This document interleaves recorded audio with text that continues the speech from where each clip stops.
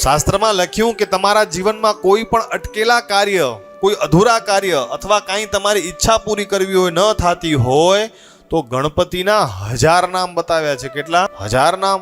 એ 1000 નામ તમે નાની નાની લડુડી લ્યો, સોપારી જેટલી તમે નાની નાની લડુડી બનાવો અને છબર લ્યો, છબર યાની કે દુર્વાન, અને એ સોપારી જેટલી તમે નાની નાની લડુડી બનાવો, પવિત્ર ભૂદેવ કરીને તમે એનું યજ્ઞ કરાવો તો તમારી બધી જ મનની મનોકામના પરિપૂર્ણ થાય છે. અધૂરા કામ પૂરા થાય છે, અટકેલા કાર્ય પૂરા થાય છે.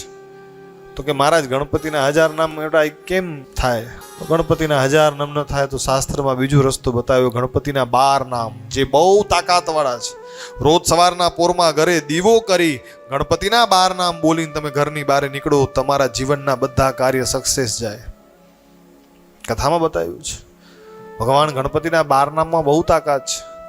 સુમખ એકદંતશ્ચ કપિલો ગજકર્ણક લંબોદરશ્ચ વિકટો વિઘ્નો નાશો વિનાયક ધૂમ્રકેતુર ગણાધક્ષ ભાલચંદ્ર ગજાનન વિદ્યારંભે વિવાહે ચ.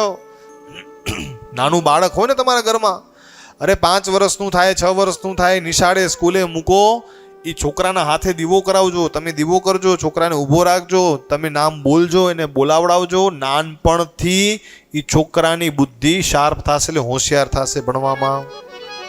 વિદ્યાના દેવ ભગવાન ગણપતિજી મહારાજ દીવો કરાવી એને બાલ મંદિરમાં કે સ્કૂલમાં, પછી ભલે કદાચ મોટો થાય કોલેજમાં, યુનિવર્સિટીમાં, દીવો કરાવી અને એને મૂકજો. તો દીવો કરીને જાશે તો એનામાં બુદ્ધિ સારી આવશે, ભણવામાં હોશિયાર થશે.